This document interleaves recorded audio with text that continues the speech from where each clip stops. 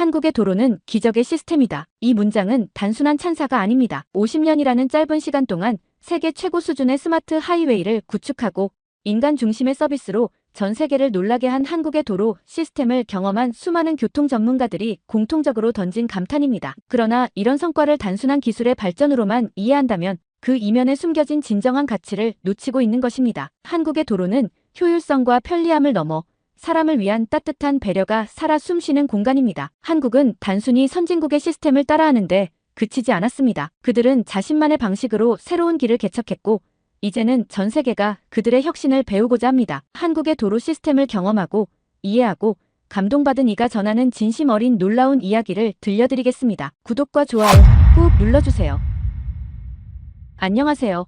저는 CNN 교통 전문 기자 에밀리 브라운입니다. 15년 동안 유럽의 도로 시스템을 취재해왔고 특히 독일의 아우토반과 프랑스의 고속도로망에 대한 다큐멘터리로 상을 받은 경력이 있죠. 교통 인프라는 한 나라의 발전 수준을 가장 정확하게 보여주는 지표라고 저는 항상 생각해왔습니다. 사실 저는 어릴 때부터 도로와 교통 시스템에 남다른 관심이 있었어요. 아버지가 도로 설계 엔지니어였거든요. 주말이면 아버지와 함께 영국 곳곳의 도로를 달리며 각 지역의 도로 설계가 어떻게 다른지, 왜 그렇게 설계했는지에 대해 이야기를 나누곤 했답니다. 그때부터 시작된 관심이 결국 제 직업이 되었네요. CNN에 입사한 후에는 주로 유럽의 선진도로 시스템을 취재해왔습니다. 독일의 아우토반은 제가 가장 좋아하는 취재 대상이었어요. 제한 속도 없이 달릴 수 있는 구간에서 느끼는 짜릿함과 완벽한 도로 시스템이 주는 안정감은 말로 표현하기 어려울 정도죠. 프랑스의 고속도로망도 마찬가지예요. 정교한 요금 체계와 효율적인 관리 시스템은 세계 최고 수준이라고 자부합니다. 그러나 2024년 초 한 통의 이메일이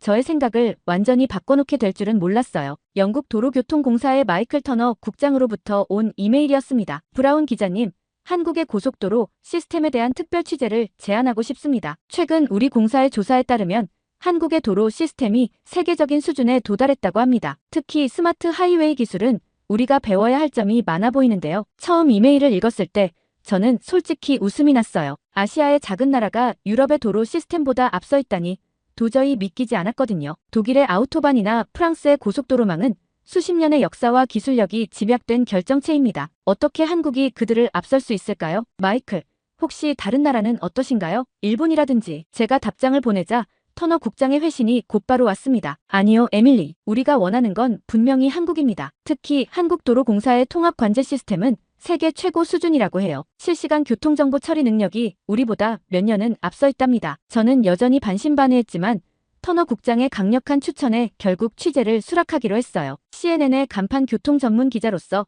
이러한 주장이 사실인지 직접 확인해 볼 필요가 있다고 생각했거든요. 취재 준비를 하면서 한국의 도로 시스템에 대해 조사해 보았습니다. 겨우 50년 만에 현대적인 고속도로망을 구축했다는 자료들이 있었지만 저는 여전히 의구심이 가득했어요. 얼마 전 중국의 도로 시스템을 취재했을 때의 실망스러운 경험도 떠올랐습니다. 표면적인 화려함 뒤에 숨은 비효율성과 안전 문제들이 너무나 컸거든요. CNN 사무실에서 취재 계획을 세우면서도 계속 고민이 되었습니다. 과연 이 취재가 의미가 있을까? 유럽의 시청자들에게 어떤 가치를 전달할 수 있을까? 특히 독일이나 프랑스의 시청자들은 자국의 도로 시스템에 대한 자부심이 강한데 아시아의 작은 나라가 그들을 앞섰다는 이야기를 어떻게 받아들일까? 출발 전날 밤, 제 동료 제임스가 농담처럼 던진 말이 귓가에 맴돌았습니다. 에밀리, 이번에는 내가 틀릴지도 몰라. 요즘 한국이 정말 대단하다던데. 저는 그저 웃으며 고개를 저었죠. 15년간의 취재 경험으로 봤을 때 아시아의 도로 시스템이 유럽을 앞서기는 힘들 거라고 확신했으니까요. 런던 히스로 공항으로 향하는 길에 잠시 멈춰 섰습니다. 평소 자주 지나다니던 M4 고속도로의 모습이 눈에 들어왔어요. 유럽에서 가장 앞선 도로 시스템 중 하나라고 자부하던 이 도로가 과연 한국의 고속도로와 비교하면 어떨까? 문득 궁금증이 생겼습니다. 하지만 인천국제공항으로 향하는 비행기에 몸을 실으면서 왠지 모를 설렘이 느껴졌습니다. 이번 취재가 제 고정관념을 깨뜨릴지도 모른다는 기대감 같은 것이었을까요? 14시간의 긴 비행 동안 저는 노트북을 펼쳐 유럽의 도로 시스템에 대한 자료들을 다시 한번 검토했습니다. 그리고 마침내 인천국제공항에 도착했을 때 제 인생에서 가장 큰 충격과 놀라움이 시작될 거라는 걸 전혀 예상하지 못했답니다. 저는 그저 평범한 취재 여행이 될 거라고 생각했는데 이 여정이 제 시각을 완전히 바꿔놓게 될 줄은 꿈에도 몰랐어요. 인천국제공항에 도착해 입국 수속을 마치고 나오는데 한국도로공사에서 나온 김민수 주임이 저를 반갑게 맞이해 주었습니다. 유창한 영어로 자기소개를 하는 그의 모습이 인상적이었어요. 브라운 기자님, 먼저 서울로 이동하면서 한국의 고속도로를 직접 경험해 보시죠. 그리고 나서 지하철도 한번 체험해 보시면 좋을 것 같아요. 우리나라 대중교통 시스템도 세계적이거든요. 저는 속으로 또 한번 회의적인 생각이 들었습니다. 공항에서 도심까지 가는 도로가 얼마나 대단할까요? 런던의 M사 고속도로나 파리의 페리페릭 도로가 떠올랐어요. 특히 영국의 M사는 제가 여러 번 다큐멘터리로 다뤘던 주제였고 그 효율성과 안전성은 세계적으로 인정받고 있었죠. 하지만 주차장에서 나와 고속도로로 진입하는 순간 제 생각이 바뀌기 시작했습니다. 차량들이 톨게이트를 통과할 때 전혀 속도를 늦추지 않는 거예요. 영국에서는 상상도 할 수 없는 광경이었습니다. 이게 바로 우리나라의 하이패스 시스템입니다. 차량이 멈출 필요 없이 자동으로 요금이 결제되죠. 김주임의 설명에 저는 깜짝 놀랐어요. 잠깐만요. 모든 차량이 이 시스템을 사용하나요? 네. 하이패스 도입률이 90% 이상이에요. 덕분에 통행료 징수 비용도 크게 절감되고 교통정체도 줄일 수 있었죠. 최근에는 다차로 하이패스도 도입해서 더욱 효율적으로 운영하고 있습니다. 영국에서도 비슷한 시스템을 도입하려 했지만 아직도 많은 차량이 톨게이트에서 멈춰서서 요금을 지불하고 있는 현실이 떠올랐습니다. 우리가 몇 년째 논의만 하고 있는 시스템을 한국은 이미 완벽하게 구현하고 있었어요. 더 놀라운 것은 차량 내비게이션이었어요. 실시간으로 교통정보가 업데이트되면서 가장 효율적인 경로를 자동으로 안내해 주었죠. 심지어 공사 구간이나 사고 지점까지 정확하게 표시해 주었습니다. 이 데이터는 어디서 오는 건가요? 한국도로공사의 통합관제센터에서 실시간으로 교통정보를 수집하고 분석합니다. 모든 차량이 연결되어 있다고 보시면 돼요. CCTV, 센서, 그리고 차량들이 보내는 정보가 실시간으로 통합되어 처리되죠. 도로 곳곳에 설치된 전광판도 인상적이었습니다. 단순히 교통정보만 표시하는 게 아니라 날씨와 노면, 상태까지 실시간으로 알려주더군요. 특히 눈길을 끈 것은 갓길 단속 카메라였습니다. 저기 봐주세요. 김주임이 가리킨 곳에는 도로 위를 달리는 순찰차가 있었어요. 우리는 특별 순찰차가 24시간 도로를 순찰합니다. 사고나 고장 차량이 있으면 즉시 출동해서 도움을 주죠. 평균 출동 시간이 10분 이내랍니다. 영국에서는 견인 서비스를 부르면 보통 1시간은 기다려야 하는데 게다가 비용도 만만치 않죠. 제 말에 김주임이 웃으며 대답했습니다. 여기서는 기본적인 견인 서비스는 무료예요. 도로 이용자의 안전과 편의를 최우선으로 생각하기 때문이죠. 2차 사고 예방을 위해서라도 신속한 조치가 필요하니까요. 서울로 향하는 길에 비가 내리기 시작했는데 도로에 물 빠짐이 놀라울 정도로 좋았어요. 노면이 전혀 미끄럽지 않았죠. 영국에서는 비가 오면 항상 교통사고 위험이 높아지는데 말이에요. 우리 고속도로는 기후 변화에 대응하기 위해 특수 포장을 사용합니다. 비가 오면 자동으로 배수가 되고 겨울에는 결빙도 잘 안 되죠. 최근에는 태양광 도로도 시험 운영 중이에요. 태양광 도로라고요? 네, 도로 표면에 태양광 패널을 설치해서 전기를 생산하는 거예요. 생산된 전기는 도로 조명이나 전기차 충전에 사용됩니다. 아직 시험 단계지만 미래에는 모든 도로가 에너지를 생산하는 발전소가 될 수도 있죠. 서울 도심이 가까워질수록 더욱 놀라운 광경이 펼쳐졌습니다. 도로 위의 모든 것이 하나의 시스템으로 완벽하게 연결되어 있었어요. 교통신호, 차량 흐름, 돌발 상황 대응까지 마치 살아있는 유기체 같았죠. 내일은 지하철도 한번 타보시죠. 우리나라 지하철은 더 놀라우실 거예요. 교통카드 하나로 모든 대중교통을 이용할 수 있고 실시간으로 열차 위치도 확인할 수 있답니다. 김주임의 말에 이번에는 진심으로 기대가 되었습니다. 호텔에 도착해서 오늘 경험한 것들을 정리하면서 제 노트북에 이렇게 적었어요. 한국의 도로는 단순한 이동 통로가 아니다. 첨단 기술과 효율적인 관리 시스템이 완벽하게 결합된 미래형 교통 인프라다. 이것이 유럽이 배워야 할 점이 아닐까? 더 놀라운 것은 그들이 여기서 만족하지 않고 계속해서 혁신을 추구한다는 점이다. 태양광 도로라니. 우리는 아직 상상도 하지 못한 미래를 그들은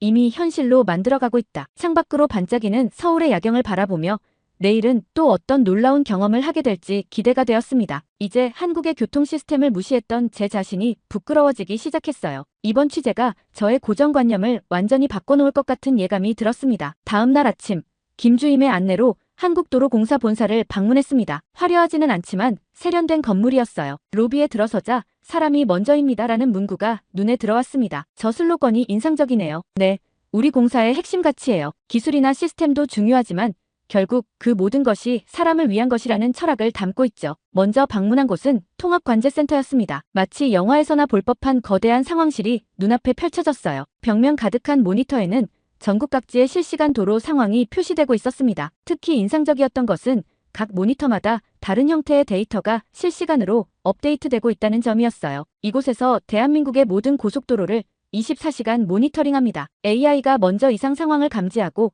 전문 관제사들이 즉시 대응하죠. 날씨, 교통량, 사고 위험도까지 모든 것을 실시간으로 분석하고 있습니다. 한 관제사가 실시간으로 사고 상황을 처리하는 모습을 지켜보았어요. 사고 발생 후 불과 몇 분 만에 현장에 긴급 구조팀이 도착하는 걸 보고 깜짝 놀랐습니다. 영국에서는 상상도 할 수 없는 속도였죠. 이런 신속한 대응이 가능한 이유가 뭔가요? 전국에 약 300개의 긴급 출동 거점을 운영하고 있어요. 어디서 사고가 나도 10분 이내 도착이 가능하죠. GPS와 AI가 최적의 출동 경로를 실시간으로 계산해줍니다. 또한 모든 출동 차량에는 최신 응급 장비가 탑재되어 있어요. 관제센터의 한쪽 벽면에는 대형 기상정보 시스템도 있었습니다. 기상청 데이터와 실시간으로 연동되어 전국 고속도로의 날씨 변화를 예측하고 있었죠. 기상 상황에 따라 도로 관리도 달라지나요? 물론이죠. 예를 들어 폭우가 예상되면 사전에 배수 시설을 점검하고 겨울에는 결빙 구간에 자동 염수 분사 시스템을 가동합니다. 모든 게 자동화되어 있죠. 이야기를 나누던 중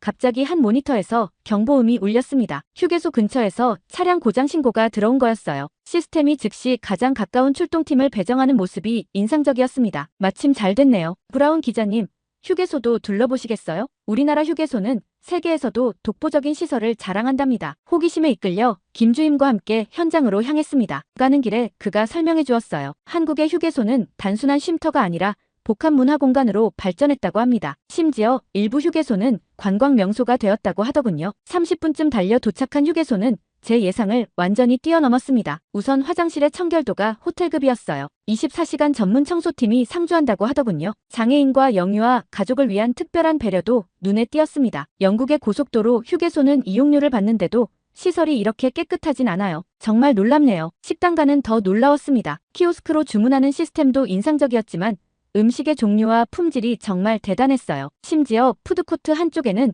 로봇 바리스타가 커피를 만들고 있었죠. 모든 메뉴에 영어로 된 설명이 있어 외국인 여행객들도 쉽게 주문할 수 있었습니다. 이건 정말 믿기 힘드네요. 휴게소 음식이라고 믿기지 않을 정도예요. 우리는 휴게소를 단순한 휴식 공간이 아닌 여행의 즐거움을 더하는 장소로 만들고 싶었어요. 지역 특산물을 활용한 메뉴 개발에도 많은 투자를 하고 있죠. 최근에는 건강식 메뉴도 많이 추가했답니다. 더 놀라운 것은 의료시설이었습니다. 응급처치실이 있는 것은 물론 자동 심장 충격기와 같은 응급 장비들이 곳곳에 비치되어 있었어요. 심지어 작은 약국까지 있었죠. 24시간 운영하는 편의점과 수면실도 있어요. 장거리 운전으로 피곤한 운전자들을 위한 공간이죠. 졸음운전 예방을 위해 무료로 제공하고 있습니다. 최근에는 명상실도 만들었어요. 운전으로 인한 스트레스를 해소할 수 있도록요. 고장 차량 조치를 지켜보면서 휴게소 한쪽에 마련된 전기차 충전소도 눈에 띄었어요. 충전하는 동안 운전자들이 편하게 쉴 수 있도록 라운지까지 마련되어 있었죠. 심지어 전기차 충전 현황을 실시간으로 확인할 수 있는 앱까지 있다고 합니다. 브라운 기자님, 이제 관제센터로 돌아가 볼까요? 오후에는 더 놀라운 것들을 보여드릴 게 있답니다. 휴게소를 나서며 고개를 끄덕였지만 머릿속은 이미 방금 본 것들로 가득했어요. 노트북을 꺼내 빠르게 메모를 남겼습니다. 한국의 휴게소는 그 자체로 하나의 작은 도시다. 필요한 모든 것이 완벽하게 갖춰져 있으면서도 지속적인 혁신을 통해 새로운 서비스를 제공하고 있다. 이것이 진정한 서비스의 미래가 아닐까? 특히 인상적인 것은 모든 시설과 서비스가 이용자의 편의를 최우선으로 고려하고 있다는 점이다. 다시 관제센터로 향하는 차 안에서 오후에는 또 어떤 놀라운 것들을 보게 될지 기대가 되었습니다. 이제는 한국의 도로 시스템을 의심했던 제 자신이 부끄러웠어요. 그들은 이미 우리가 꿈꾸는 미래를 현실로 만들어가고 있었으니까요. 더 놀라운 것은 그들이 현재에 만족하지 않고 계속해서 혁신을 추구한다는 점이었습니다. 관제센터로 돌아온 후 김주임이 오후 일정을 설명해 주었습니다. 기자님, 지금부터 보여드릴 것은 우리가 준비하고 있는 미래의 도로예요. 경기도 화성에 있는 스마트 하이웨이 테스트베드를 방문해 보시겠어요? 테스트베드라고요? 네. 새로운 도로 기술을 실제로 시험해보는 구간입니다. 자율주행차가 안전하게 다닐 수 있는 도로부터 친환경 에너지를 만드는 도로까지 다양한 시도들이 이루어지고 있어요. 1시간 정도 달려 도착한 현장은 일반 도로와는 조금 달라 보였습니다. 가장 먼저 눈에 띈 것은 도로 양쪽에 설치된 LED 조명이었어요. 이 LED 조명들은 단순히 길을 밝히는 것이 아닙니다. 날씨와 시간에 따라 밝기가 자동으로 조절되고 필요한 구간만 켜지기 때문에 에너지도 절약할 수 있어요. 더 흥미로웠던 것은 도로 표면에 그려진 특별한 차선이었습니다. 이건 자율주행차를 위한 특별한 도로 표시예요. 일반 차선과 달리 자율주행차의 센서가 더 정확하게 인식할 수 있도록 설계되었죠. 비가 오거나 눈이 와도 선명하게 보입니다. 도로 옆에 설치된 방음벽도 평범해 보이지 않았어요. 이건 태양광 방음벽입니다. 소음을 차단하면서 동시에 전기도 생산하죠. 여기서 만들어진 전기는 도로의 조명이나 각종 시설물에 사용됩니다. 김주임의 설명은 계속되었습니다. 도로 중간중간에 설치된 센서들은 노면의 결빙 상태나 지반 상태를 실시간으로 확인한다고 해요. 문제가 생기면 즉시 보수팀이 출동할 수 있도록 말이죠. 가장 자랑스러운 것은 이 도로의 통신 시스템입니다. 5G 네트워크를 통해 차량들이 서로 정보를 주고받을 수 있어요.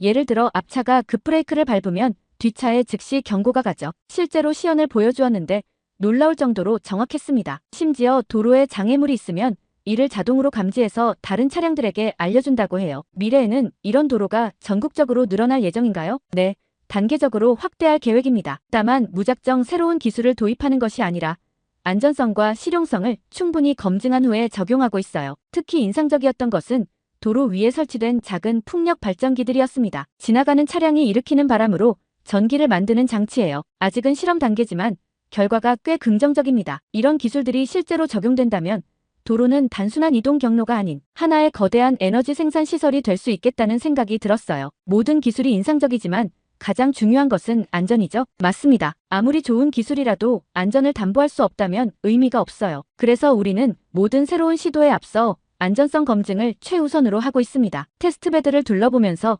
문득 영국의 도로 시스템이 떠올랐어요. 우리도 비슷한 계획들을 가지고 있지만 대부분 아직 서류상의 계획에 불과했죠. 반면 한국은 이미 이런 미래 기술들을 실제로 테스트하고 있었습니다. 브라운 기자님, 어떠신가요?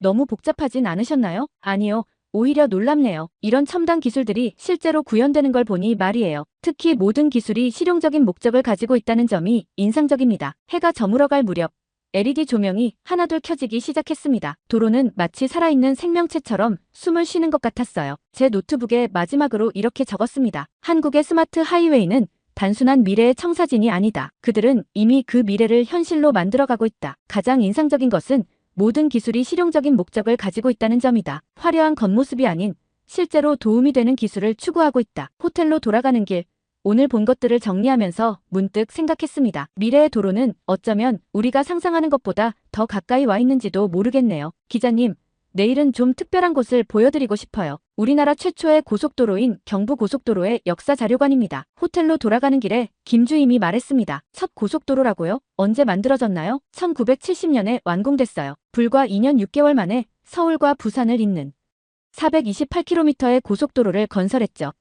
당시로서는 상상도 할 수 없는 대규모 프로젝트였습니다. 다음 날 아침, 우리는 경부고속도로 역사 자료관을 찾았습니다. 건물 입구에는 우리나라 경제 발전의 대동맥이라는 문구가 걸려 있었어요. 입구에 들어서자마자 느껴지는 분위기가 특별했습니다. 처음에는 많은 사람들이 반대했다고 해요. 이렇게 가난한 나라에서 무슨 고속도로냐는 비판이 많았죠. 당시 한국의 1인당 GDP는 겨우 $200 정도였으니까요. 심지어 세계은행에서도 시기상조라며 차관 제공을 거절했다고 합니다. 자료관에 들어서자 첫 번째로 눈에 들어온 것은 흑백 사진들이었습니다. 삽과 곡괭이를 든 사람들이 산을 깎고 있는 모습이었어요. 그들의 얼굴에는 피로가 가득했지만 동시에 강한 의지가 느껴졌습니다. 당시에는 지금처럼 첨단 장비가 없었어요. 대부분의 작업이 수작업으로 이루어졌죠. 그래도 연인원 890만 명의 인력이 투입되어 불가능해 보였던 공사를 완성했습니다. 특히 산악 지형이 많은 한국의 지형을 극복하는 게 가장 큰 과제였어요. 한 섹션에는 당시 작업자들의 일기와 편지가 전시되어 있었습니다. 한 작업자는 이렇게 썼더군요. 오늘도 해가 저물 때까지 일했다. 힘들지만 우리 아이들은 더 나은 나라에서 살 수 있을 거라는 믿음으로 버틴다. 사진들을 하나하나 보면서 저는 깊은 감동을 느꼈습니다. 비가 오나 눈이 오나 사람들은 묵묵히 작업을 이어갔더군요. 특히 한겨울에 찍은 사진들이 가장 인상적이었습니다. 여기 보세요. 이건 당시 노선을 정하는 과정을 보여주는 자료예요. 최대한 많은 도시를 연결하면서도 공사 비용을 줄이기 위해 산을 피해 길을 냈답니다. 지금 보면 당연해 보이는 이 노선도 당시에는 수많은 논의와 고민 끝에 결정된 거예요. 흥미로웠던 것은 공사 현장의 분위기를 담은 기록들이었어요. 현장에서는 매일 아침 우리는 할 수 있다는 구호를 외쳤다고 합니다. 작업자들은 서로를 격려하며 불가능한 목표를 향해 한 걸음씩 나아갔죠. 처음에는 기술도 부족했고 경험도 없었어요. 하지만 불가능을 가능으로 만들겠다는 의지가 있었죠. 독일에서 기술자들을 초청해 배우기도 했고 현장에서 직접 시행착오를 겪으며 노하우를 쌓아갔습니다. 지금 한국의 도로 건설 기술이 세계적인 수준에 이른 것도 이때부터 시작된 거예요. 특히 인상적이었던 것은 준공식 사진이었습니다. 완공된 고속도로 위에서 수많은 사람들이 기쁨의 눈물을 흘리고 있었어요. 그들의 표정에서는 자부심과 감동이 동시에 느껴졌습니다. 이 고속도로가 완성되면서 서울 부산 간 이동 시간이 15시간에서 4시간으로 줄었습니다. 물류 비용이 크게 절감되었고 지역 발전의 계기가 되었죠. 무엇보다 우리도 할 수 있다는 자신감을 얻게 된 게 가장 큰 성과였을 거예요. 자료관 한쪽에는 당시 사용된 건설 장비들이 전시되어 있었어요. 지금 보기에는 너무나 낡고 초라해 보였지만 이것들로 현대적인 고속도로를 만들어냈다는 게 믿기지 않았습니다. 영국의 최신 건설 장비들과 비교하면 격차가 너무나 컸죠. 지금 보면 매우 부족해 보이는 장비들이죠. 하지만 당시 사람들은 이 장비들을 최대한 활용했어요. 밤낮 없이 돌아가며 작업했다고 합니다. 부족한 장비는 사람들의 의지와 노력으로 극복했던 거죠. 마지막으로 본 것은 건설 당시의 동영상이었습니다. 흑백 화면 속에서 수많은 인부들이 한마음으로 작업하는 모습이 인상적이었어요. 더운 여름날 작업자들이 서로 물을 나누어 마시는 장면이 특히 기억에 남았습니다. 이 고속도로는 단순한 도로가 아닙니다. 우리 국민들의 의지와 단결력을 보여주는 상징이에요. 할 수 있다는 자신감의 증거이기도 하죠. 지금 한국의 첨단 도로 기술도 이때의 경험과 자신감이 밑바탕이 된 거예요. 자료관을 나오면서 저는 깊은 생각에 잠겼습니다. 오늘날 한국의 첨단 도로 시스템은 결코 우연히 만들어진 것이 아니었어요. 50년 전 불가능을 가능으로 만들었던 그 정신이 지금까지 이어지고 있는 것이었습니다. 노트북을 열어 이렇게 적었습니다. 경부고속도로는 단순한 인프라 구축 사업이 아니었다. 그것은 한 나라가 자신의 운명을 바꾸기 위해 쏟아부은 열정과 의지의 결정체였다. 오늘날 한국의 첨단도로 시스템은 바로 이 토대 위에 세워진 것이다. 불가능을 가능으로 만든 그들의 정신은 지금도 계속되고 있다. 내일은 현재 진행 중인 도로 건설 현장을 보여드리죠. 김주임의 말에 고개를 끄덕였습니다. 과거와 현재 그리고 미래를 잇는 한국의 도로 이야기가 점점 더 흥미진진해지고 있었습니다. 취재 마지막 날, 김주임은 저를 도로관리사무소로 안내했습니다. 현장에서 실제로 도로를 관리하는 사람들의 이야기를 듣고 싶었거든요. 여기는 24시간 365일 운영되는 곳입니다. 3교대로 근무하면서 도로의 모든 상황을 관리하죠. 도로관리사무소장 박정우 님의 설명이었습니다. 사무소 내부는 생각보다 조용했어요. 모니터 앞에서 집중하는 직원들, 순찰을 준비하는 팀원들이 질서정연하게 움직이고 있었습니다. 가장 중요하게 생각하는 것이 무엇인가요? 제 질문에 박 소장님은 잠시 생각하더니 대답하셨습니다. 안전입니다. 기술이 아무리 발전해도 결국 도로를 이용하는 것은 사람이에요. 첨단 장비도 중요하지만 그보다 더 중요한 건 안전한 도로를 만드는 거죠. 순찰팀장 김민석 씨와 함께 순찰차를 타고 현장을 돌아보았습니다. 그는 15년 경력의 베테랑이었어요. 매일 같은 구간을 돌지만 절대 익숙해지면 안 됩니다. 작은 균열 하나도 놓치지 않으려고 해요. 그게 나중에 큰 사고를 예방할 수 있거든요. 순찰 도중 갓길에 정차된 차량을 발견했습니다. 김 팀장은 즉시 차를 세우고 확인했어요. 다행히 간단한 타이어 펑크였고 신속하게 교체를 도와드렸습니다. 이런 작은 도움들이 중요해요. 고속도로에서 혼자 차가 고장나면 얼마나 불안하겠어요? 우리가 빨리 도와드리면 그만큼 안전사고 위험도 줄어들죠. 다시 사무소로 돌아와 관제실을 둘러보았습니다. 관제사 이영애 씨는 10개의 모니터를 동시에 주시하고 있었어요. AI가 많은 부분을 도와주지만 사람의 판단이 더 중요한 순간이 있어요. 특히 악천후나 특별한 상황에서는 경험을 바탕으로 한 직관이 필요하죠. 가장 인상적이었던 것은 그들의 자부심이었습니다. 단순히 일을 하는 것이 아니라 국민의 안전을 지킨다는 사명감이 느껴졌어요. 작년 겨울 갑작스러운 폭설이 내렸을 때 있었던 일입니다. 박 소장님이 이야기를 시작했어요. 모든 직원이 자발적으로 출근했어요. 퇴근한 직원들도 다시 나왔고 심지어 휴가 중인 직원들도 복귀했죠. 그때 실시간 제설 작업 덕분에 큰 사고 없이 상황을 넘길 수 있었습니다. 응급상황실에서 만난 구급대원 최수진 씨는 특별한 경험을 들려주었어요. 한 번은 출산이 임박한 산모를 이송한 적이 있어요. 그때 관제실과 순찰팀이 완벽하게 협조해서 최단 시간에 병원까지 도착할 수 있었죠. 나중에 산모분이 보내주신 아기 사진을 보면서 정말 보람을 느꼈습니다. 휴게소 관리팀 박민준 씨의 이야기도 인상적이었습니다. 외국인 관광객이 지갑을 잃어버린 적이 있었어요. CCTV로 확인해보니 화장실에 두고 오신 거더라고요. 바로 찾아서 전달해드렸는데 그분이 감동받아 우시는 걸 보고 저도 뭉클했죠. 마지막으로 만난 시설물 관리팀 정태호 씨는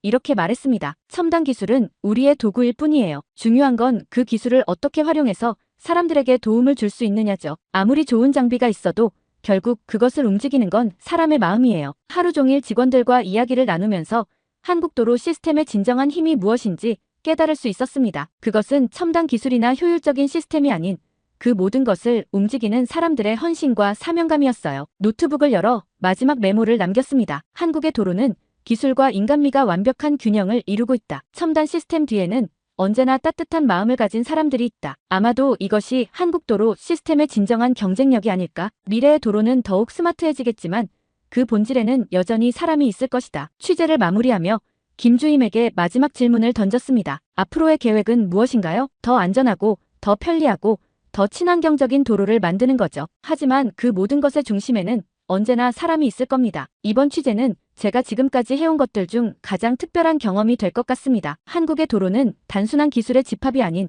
사람을 위한 진정한 서비스였으니까요. 인천국제공항으로 향하는 길, 창밖으로 스쳐 지나가는 고속도로를 바라보며 지난 일주일간의 취재를 정리했습니다. 처음 한국에 왔을 때의 의구심과 편견이 부끄러워졌어요. 기자님, 취재는 만족스러우셨나요?